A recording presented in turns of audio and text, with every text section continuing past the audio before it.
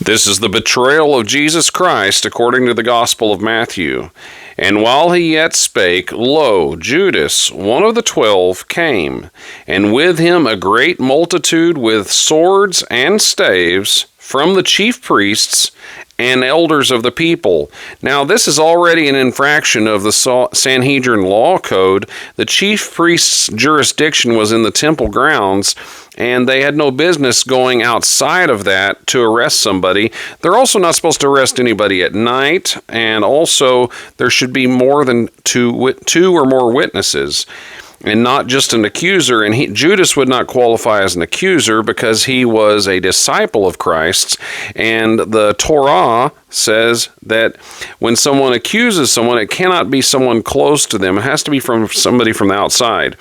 Now, verse 48, it says, Now he that betrayed him gave him a sign, saying, Whomsoever I shall kiss, that same is he. Hold him fast. And forthwith he came to Jesus and said, Hail, Master, and kissed him. Notice the deceit here. He's calling him Master, even though he's betrayed him. Now, there is a theory that I believe is true, is that Judas was believing the theology that the Messiah would come and take over and move the Romans out of town, kick their butts, and restore the kingdom of Israel. And he thought maybe Jesus would not allow himself to be caught like that. Maybe he felt like he was helping Jesus along in his ministry, but the thing is, Judas didn't understand Jesus' ministry. None of the disciples did, but Judas was very proactive here. In verse 50, it says, And Jesus said unto him, Friend. I wonder if he was trying to get at the heart of Judas even then, by calling him that. Wherefore art thou come? Then came they, and laid hands on Jesus, and took him. And behold, one of them which were with Jesus stretched out his hand, and drew his sword, and struck a servant of the high priest's, and smote off his ear. I don't think he was aiming at his ear, if you know what I mean. Then said Jesus unto him, Put up again thy sword into his place, for all they that take the sword shall perish with the sword. I do not think this means that we should not be able to defend ourselves, but in defending Jesus, we don't need to use swords, guns, tanks, military, or earthly governments.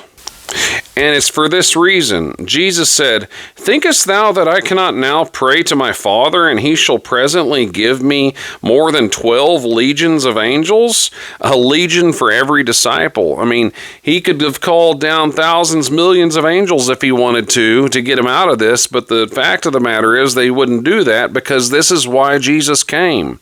One of the many reasons why Jesus came was to die, and to die in our place.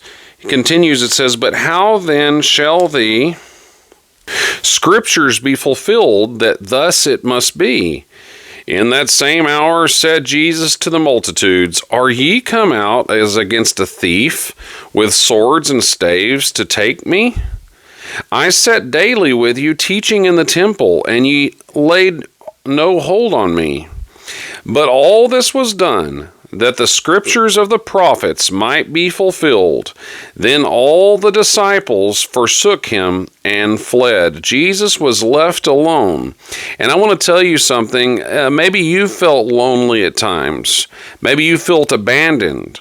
Well, here's the thing. Jesus was abandoned here, but he sinned not. Many times when we're abandoned and alone, maybe justifiably so, we feel sorry for ourselves, or maybe we turn to bad habits, or maybe we hold grudges. Well, Jesus didn't do that. And that is Jesus' righteous life that he has given to us. Not only does he forgive our sins, he gives us the power to be strong in temptation. Just as Jesus was right here, all the disciples forsook him at this time, but Jesus maintained his composure and continued in the mission that God called him to do. And I want to ask, what is the mission God has called you for? Are you relying on Christ's strength and power to not just get forgiveness of sins when you need it, but to overcome, even as Jesus overcame? He was tempted in all points like as we are, yet without sin, the book of Hebrews says. So we can claim Jesus' patience and compassion and steadfastness in this moment as ours. That's the free gift of righteousness that Paul talks about over and over in his epistles. So this is the betrayal episode. This is episode 162 in the life of Christ.